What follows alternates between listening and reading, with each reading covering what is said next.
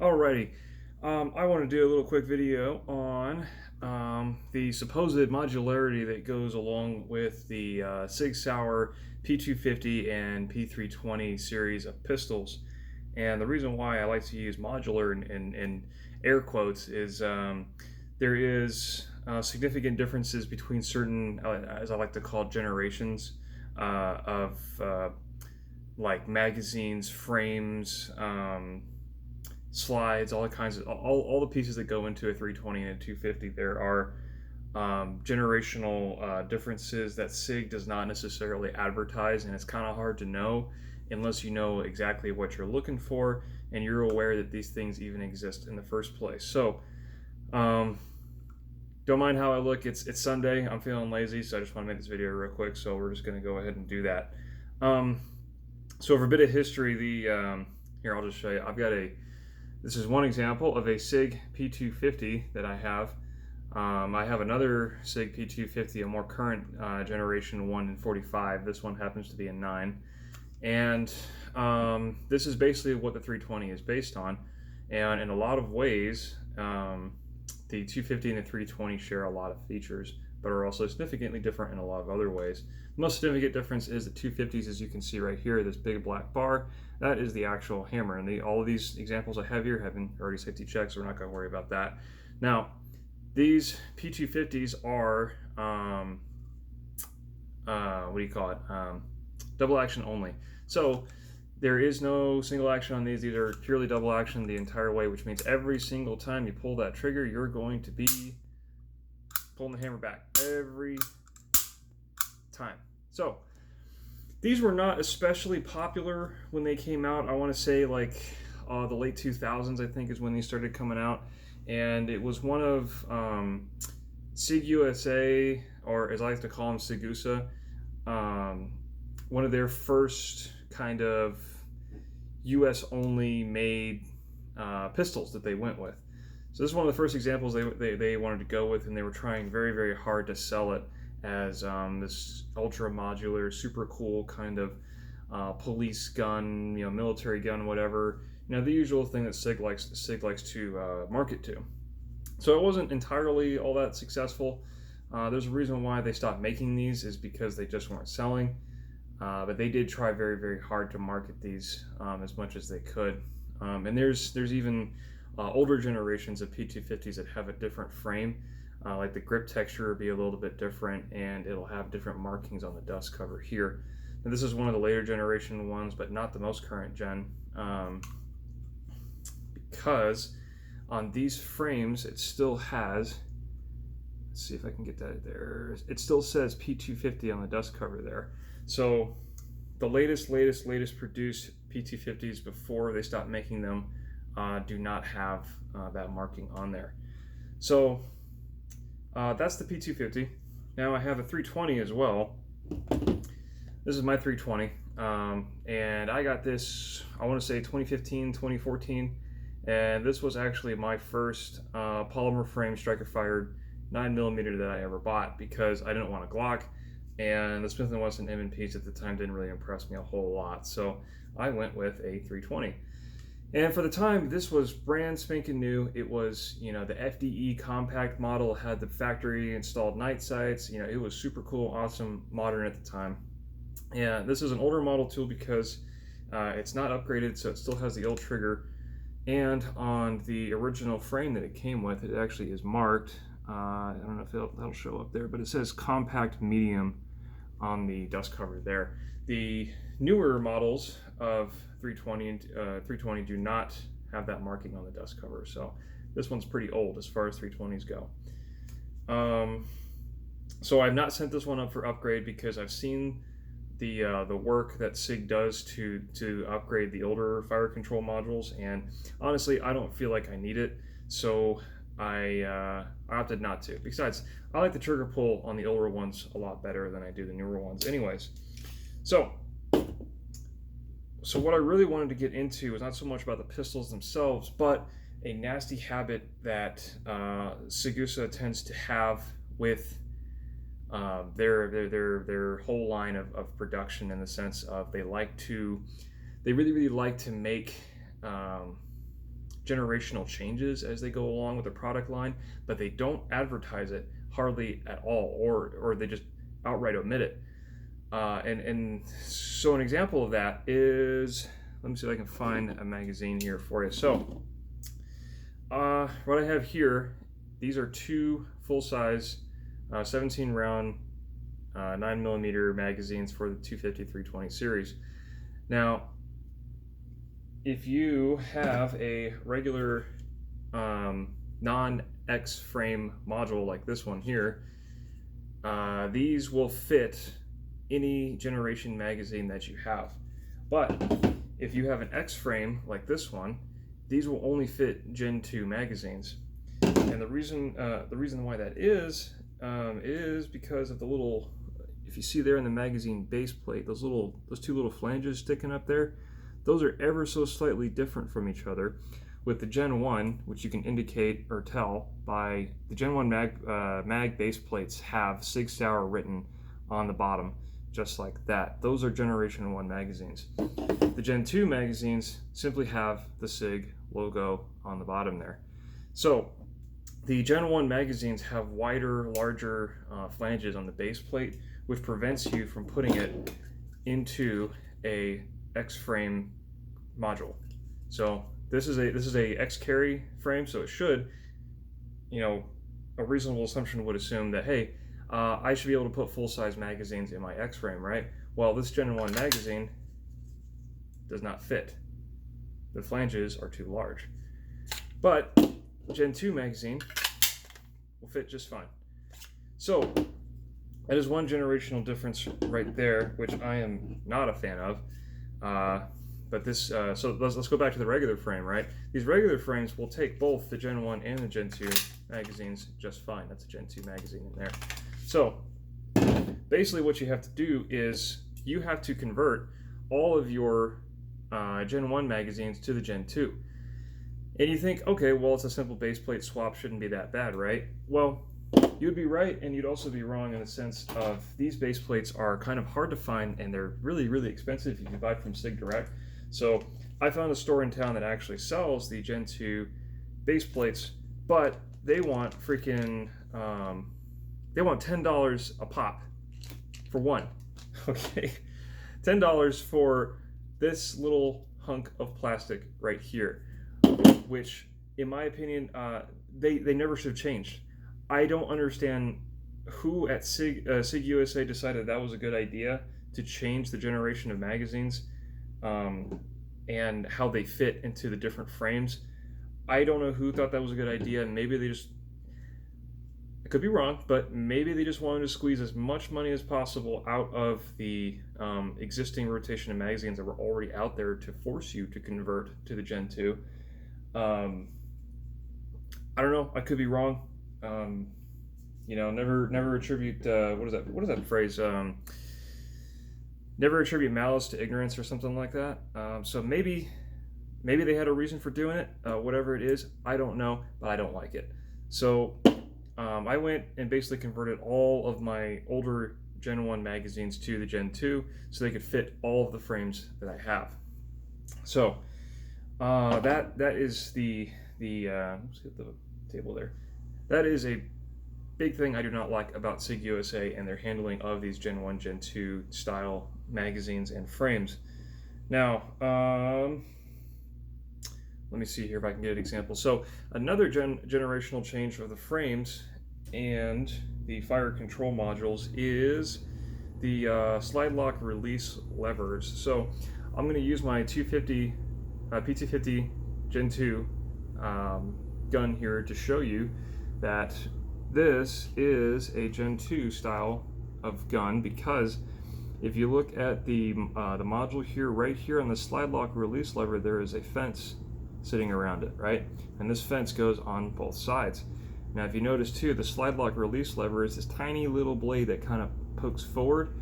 That is the newer model. That's pretty much what all of the new 250s and the latest production 320s use.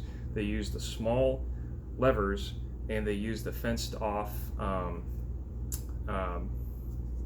fence, I guess, on the actual grip frame itself. So that's a Gen 2. Now let me show you what a Gen 1 looks like. This is a Gen 1, and you can see the fence is not there. It's just a little tab here on the bottom.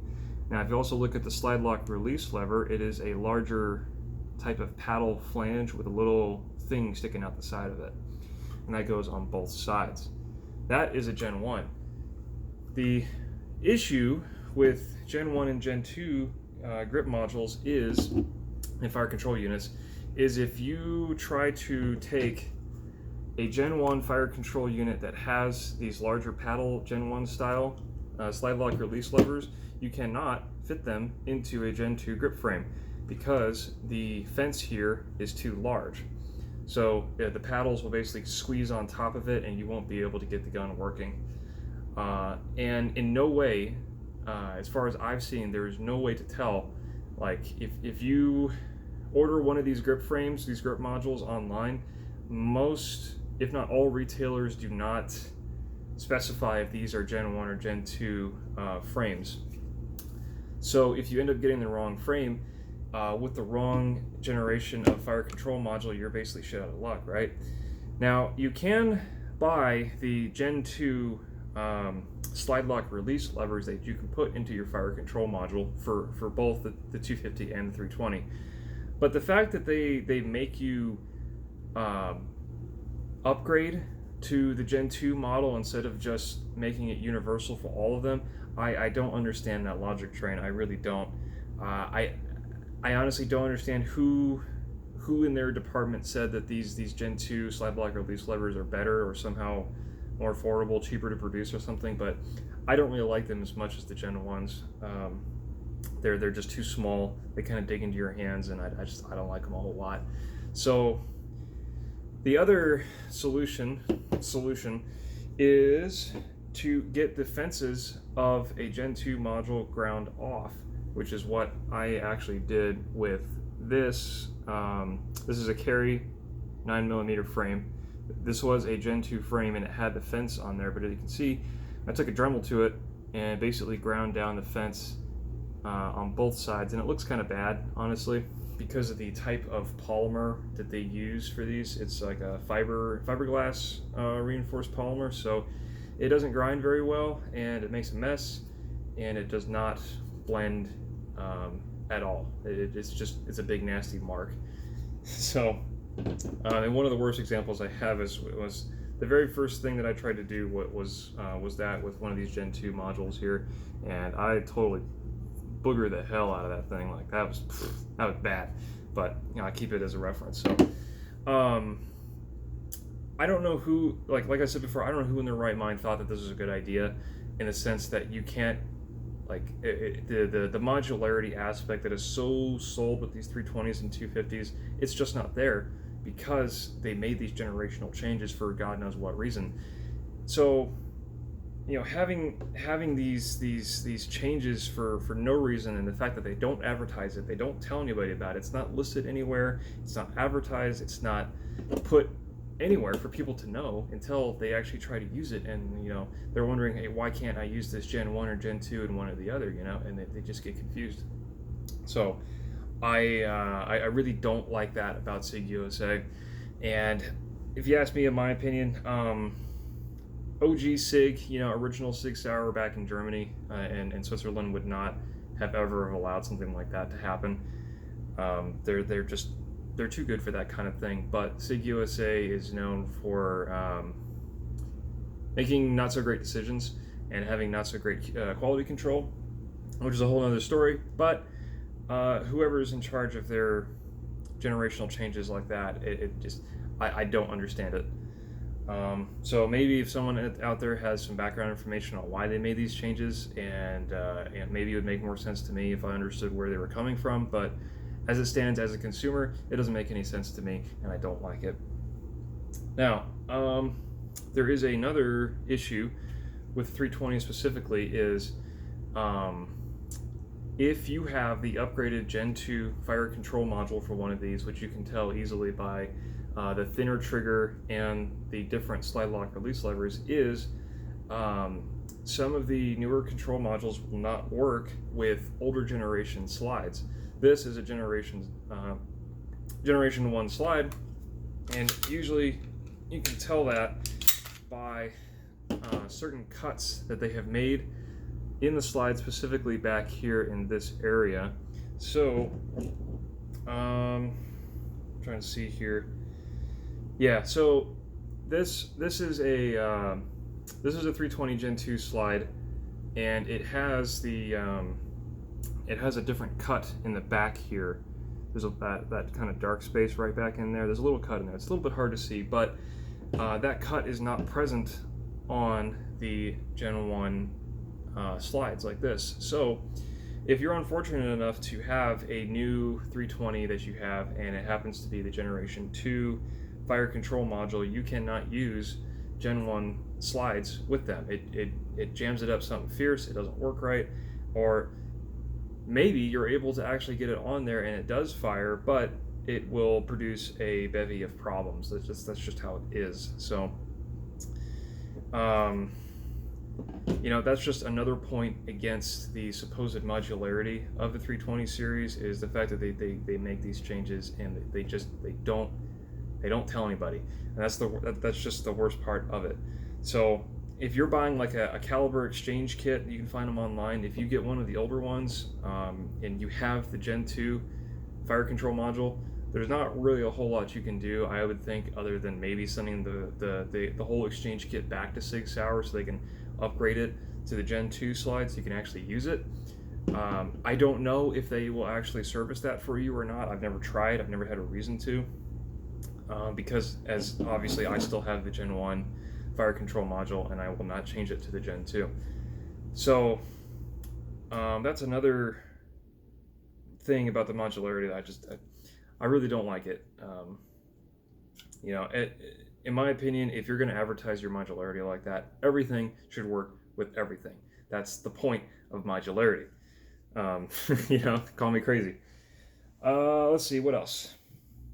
Oh yeah, on the Gen 2, so on fire control modules for 320s on the Gen 2 version, there is a new kind of like spring safety thing in here with the takedown lever, that if you have a mag in there, it jams the whole thing up. You can't take it apart. You have to remove the mag first.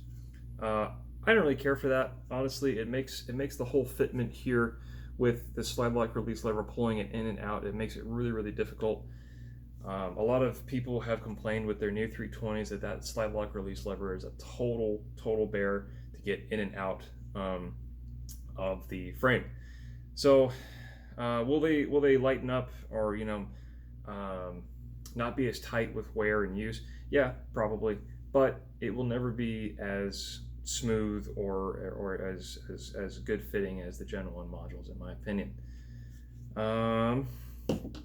Let's see. So when it comes to these X frames, right, the really cool fancy ones, is I do like that because they have no fence on the slide lock release lever area, you can put both Gen 1, Gen 2, 250 and 320 fire control units in these, which is awesome. The only downside is the magazine issue, which I mentioned before. You can't put Gen 1 mags in a X frame. That sucks. And as far as I know, they don't make 45 caliber X frames yet, which also sucks because I'd really like to have a 45 frame. So let's see. The other thing is these grip module fitment, I guess, fit to the fire control modules is depending on the individual frame, the individual fire control unit, the time of day, what day it is, they may or may not fit harder or easier into whatever frame you have at the time. Now I realize that because all these parts are pretty much made independently of each other and they're not made for each other, the fit will not be consistent. But that is another point I have against SigUSA, is that their quality control is just not what original Sig would be like. Original Sig was just they took the time to make sure that everything is as it should be. SigUSA has no qualms about rushing things out pretty quickly, as we've seen with a number of their products before. If you've ever owned a Sig rifle, for instance, there are so many stories out there that people have so many issues with these things, but some of them are also really good.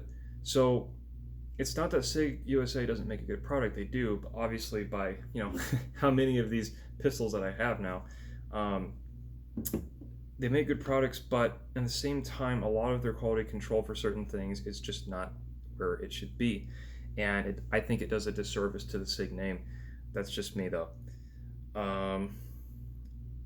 The whole issues with the 365, the issues with the 320s going off when you drop them, it's okay. I've never dropped a pistol before in my life, and I don't think I ever will, but for some people, that's a thing they get stuck on. But it's yet another quality control thing that SigUSA really should have caught on in the first place, and they really should have fixed it before releasing it to the market, but they really, really needed to get it out there, so they did. So it's they have a lot of work to do, and I'm kind of wary about suggesting SigUSA guns to people on the simple fact that their QC is all over the place, but at times you actually can get a really, really nice pistol. It's just, in general, I think they charge too much for their pistols, for their rifles, for everything else that they have, because the chances that you might get a lemon or one that doesn't work quite the way it should is pretty significant. And for the amount of money that you're spending, for the name, for the product, for everything else, it really should be a lot better and more consistent than they are, in my opinion. Let's see. What else? So, yeah,